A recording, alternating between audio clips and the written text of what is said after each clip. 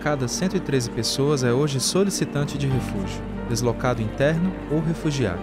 Mais de 70 milhões de pessoas são forçadas a se deslocar no mundo. Os venezuelanos estão entre os maiores grupos populacionais em deslocamento. O Brasil é um dos países que mais acolhe venezuelanos e também outras nacionalidades, que estão em busca de refúgio e de uma melhor condição de vida. Quem é considerado refugiado? Quais os direitos e desafios dessas pessoas? Qual a realidade atual delas no Brasil e no mundo? A própria Convenção da ONU para os Refugiados, né, e a lei brasileira estabelecem que quem é refugiado, né, é aquela pessoa que, em razão de fundado temor de perseguição, né, ela tem que deixar o seu país em razão de perseguições que levam em conta a sua opinião política. Então são pessoas que, vamos dizer assim, têm uma opinião política num país que não tolera, né, o debate democrático, vamos dizer assim, né? Então essa pessoa tem que deixar porque ela está ameaçada na sua vida. Pessoa que professa uma religião que não é tolerada e ela é ameaçada por conta disso no país onde ela se encontra. Pessoa que pertence a uma etnia enfim, conflitos étnicos nesse país, não é? Pessoa que é de uma nacionalidade também, que não é aceita nesse país, e pessoa que pertence a um grupo social. Bueno, mi nombre es Carlos Sandoval, vengo de Caracas, Venezuela, tengo 45 años y bueno, la razón por la que estamos aquí es por la situación del país, una situación demasiado mala. Uno prácticamente estaba sobreviviendo ya. O sea, el sueldo no alcanzaba para nada, uno trabajaba era para medio comer, sin contar medicina, escuela de los niños, útiles escolares, ropa. Entonces, si comía él, no comíamos nosotros, si comíamos nosotros, no comía él. Entonces, no nos estábamos alimentando bien. Hay veces una sola comida al día. E, bueno, isso foi por la razão de la que tuvimos que sair de nosso país. O que é acolher essas pessoas? É tratá-las com dignidade, com respeito, reconhecer nelas os valores que elas têm, da mesma forma que nós temos valores, né?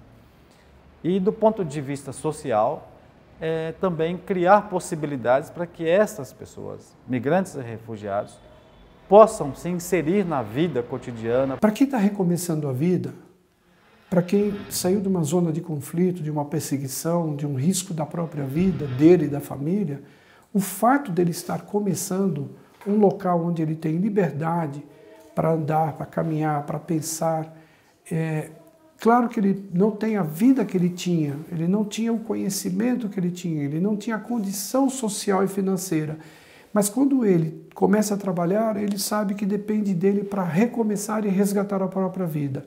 Isso é um peso extremamente importante, porque ele começa, com essa dignidade reiniciada, ele começa a mostrar os seus conhecimentos. Para você decidir que você tem que sair, que tem que deixar todos suas lembranças, toda sua vida inteira é lá. Então, quando você decidir, então, por causa da situação que ficava muito difícil.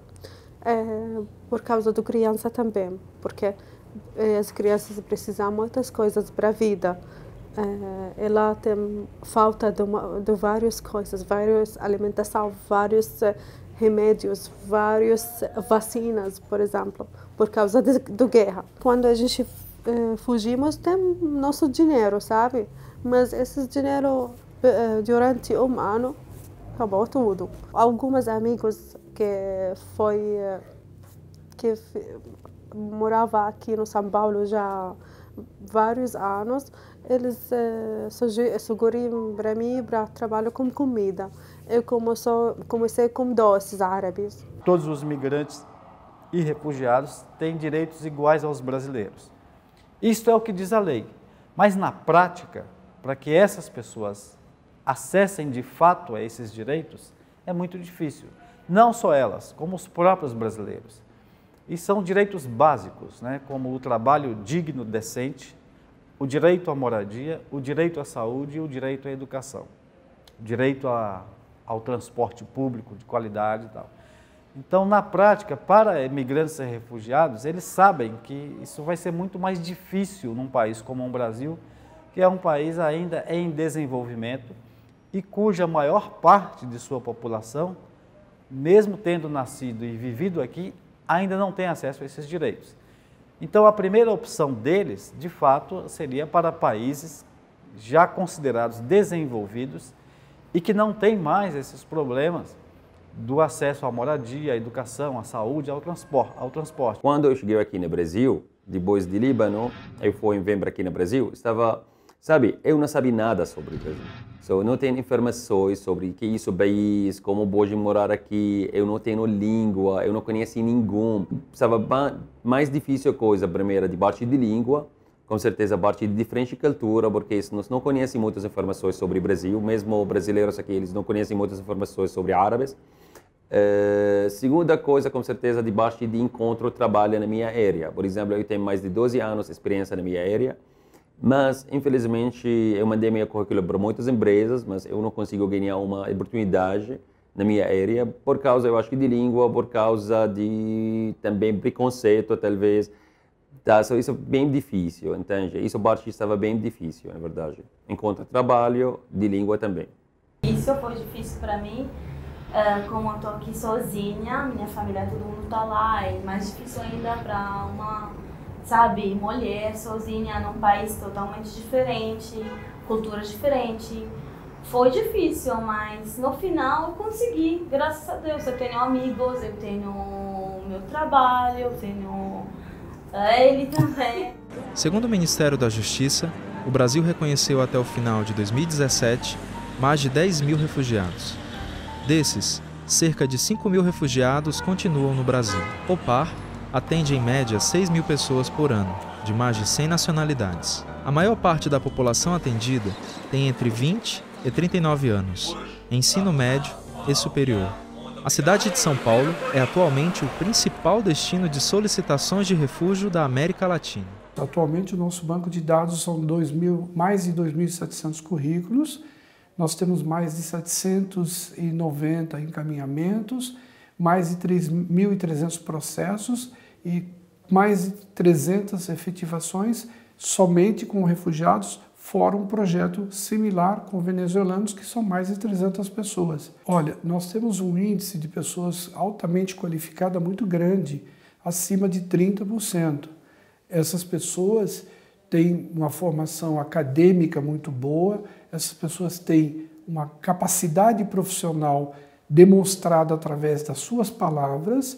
Claro que, por ser um país muito fechado, o Brasil não reconhece a capacidade profissional de ninguém, praticamente. É o país mais fechado do mundo em revalidação de diplomas. No começo foi muito difícil.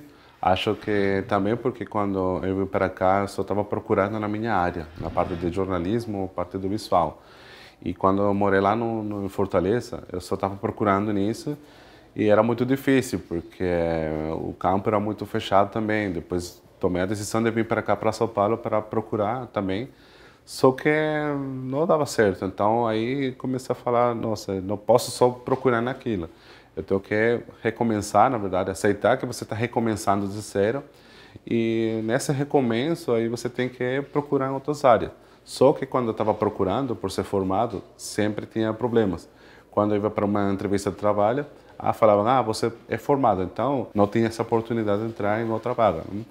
Então, nós, ao mostrar ao empresário que ele tem uma formação acadêmica boa, um currículo bom, nós pedimos, dê a ele uma oportunidade, e ele sabe que ele vai ter que ter uma oportunidade inferior àquilo que ele está dizendo e demonstrando, para que ele possa mostrar dentro da companhia que ele é uma pessoa que se qualificou, que ele tem essa capacidade. Ele só não tem como comprovar, porque na saída do país dele, se ele já está vivo, é um bom negócio. Então ele não tem como comprovar, então ele vai trabalhar e mostrar a sua capacidade. Muitas pessoas falavam que a gente estava chegando para tirar emprego dos brasileiros. Então, para nós foi uma coisa assim que não poderia ser uma limitante. E a gente também tem que demonstrar que a gente vem para cá, para o Brasil, não para ser um peso para o país. Tudo o contrário. A gente vem para cá, já seja aqui para o Brasil, qualquer país do mundo, Você tem que aportar para essa sociedade, aportar para esse país. Hoje em dia eu trabalho com comida venezuelana e já tenho 1 ano e 7 meses trabalhando com comida venezuelana, aprendendo o MEI, porque através do MEI eu posso aportar na economia do Brasil. Quando o migrante ou refugiado procura, em primeiro lugar, um posto de trabalho, isso já mostra, né, a capacidade e a disponibilidade desta pessoa em contribuir com o país onde ele está chegando. Então, como eu disse, ele não é um coitado, não é uma vítima incapaz. Pelo contrário, ele está ali para contribuir e a demonstração dessa contribuição já está nessa primeira preocupação de alcançar um trabalho. É que allá era muito difícil conseguir. Por isso decidimos, eu e meu esposo, vir hasta acá, a buscar um melhor futuro, a buscar um bom emprego. Para ter algo que tampoco, porque hay veces que uno se siente, ay, me quiero regresar a mi país porque ves como que todo se te pone difícil, porque quieres todo como que todo se te resuelva rápido. Yo te digo por mí, porque a veces me he dado, que me he deprimido, que me he querido regresar, pero yo digo, ¿a qué? Con las manos vacías otra vez. E, portanto, é fundamental que não haja estereótipos, né? Que muitas vezes as pessoas, mas é refugiado é uma pessoa como nós, né? Aconteceu lá, poderia ter acontecido em outro canto do mundo, mas aconteceu no país dele, ele teve que buscar proteção em outro país, mas se ele for acolhido e se ele puder superar essa fase inicial, né? Que é de readaptação, né? De reintegração, ele é uma pessoa que certamente vai poder contribuir muito para o país que o acolhe. Come diventa deserta e inospitale una città quando perde la capacità della compassione. Una società senza cuore, una madre sterile,